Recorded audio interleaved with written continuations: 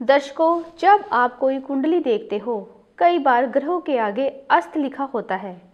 ग्रह अस्त कैसे होते हैं और कौन सा ग्रह कितने अंश पर अस्त होता है, आज के एपिसोड में मैं आपको अस्त ग्रहों के बारे में बताऊंगी। दर्शकों, शुरू करने से पहले अगर आपने मेरे चैनल को सब्सक्राइब नहीं किया तो सब्सक्राइब करें, लाइक और शेयर करना ना भूलें और बेल आइकन को जरूर दबाएं ताकि अगली वीडियो की नोटिफिकेशन आपको मिलती रहे। नमस्कार, मैं मिसेस कश्यप पंचतत्व ज्योतिष केंद्र में आप सभी का स्वागत करती हूँ। दर्शकों, सूर्य ग्रह उत्पत्ति के कारक हैं। सभी तरीके का सृजन सूर्य से होता है। हमारी पृथ्वी पर सभी जीव और वनस्पति सूर्य की ऊर्जा से ही चलते हैं। इसीलिए हमारे शरीर में जो ऊर्जा है वह सूर्य से ही प्राप्त होती है और सभी ग्रह भी सूर्य से ही ऊर्जा प्राप्त करते हैं। इसीलिए सूर्य को सभी ग्रहों में सबसे बड़ा माना जाता है। दर्शकों, जब कोई भी ग्रह अपने राजा सूर्य से एक निश्चित दूरी अर्थात अंश या डिग्री से कम अंतर पर आ जाता है तो सूर्य की प्रचंड शक्ति की किरणें अर्थात उसके तेज और ओज के आगे उस ग्रह की शक्ति कमजोर पड़ जाती है तथा वह ग्रह अपने मौलिक अर्थात प्राकृतिक गुण खो बैठता है, यानी उसका प्रभाव कम होकर ना के बराबर हो जाता है।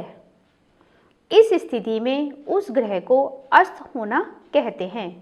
अर्थात जब कोई भी ग्रह सूर्य के निकट एक निश्चित अंश या दूरी पर आता है तो वह अस्त हो जाता है, या यूं कहें कि सूर्य की तेज रश्मि के आगे वह ग्रह अपने प्रभाव को या अपनी ऊर्जा को नहीं दे पाता।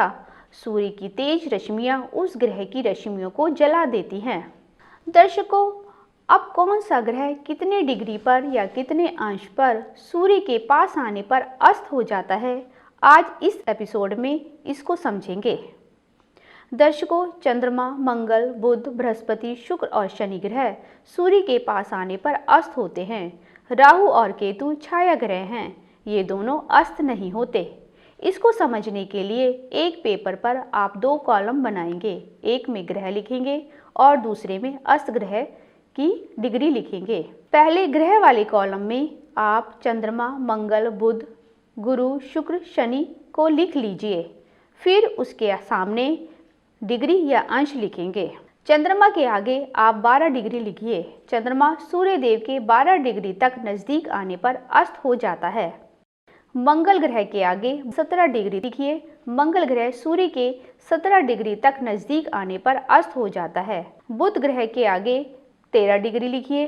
बृहस्पति ग्रह के आगे 11 डिग्री लिखिए। शुक्र के आगे 9 डिग्री लिखिए और शनि ग्रह के आगे 15 डिग्री लिखिए। दर्शकों, इसी प्रकार सभी ग्रह जिनके आगे डिग्रियां लिखी हुई हैं वह इसी प्रकार सूर्य के नज़दीक आने पर अस्त हो जाते हैं। दर्शकों, संपूर्ण ब्रह्मांड 360 डिग्री का होता है और उसको 12 राशियों के हिसाब से विभाजित किया गया है। हर भाव 30 डिग्री का होता है। कोई भी ग्रह किसी भाव में 30 डिग्री तक चलता है। जब कोई भी ग्रह किसी भी भाव में प्रवेश करता है तो वह 0 से लेकर 30 डिग्री तक चलता है। जैसे आप इस कुंडली में देख रहे हैं कि सूर्य लगन में 24 डिग्री तक चल चुका है और मंगल दूसरे भाव में 4 डिग्री तक हो चुका है। दर्शकों, सूर्य लगन में 24 डिग्री तक चल चुका है। 30 में से 24 डिग्री अगर हम माइनस करते हैं तो 6 डिग्री बचता है, यानी सूर्य को इस भाव में यही लगन में 6 डिग्री और चलना है। दूसरे भाव में मंगल ने 4 डिग्री तक गोचर किया है।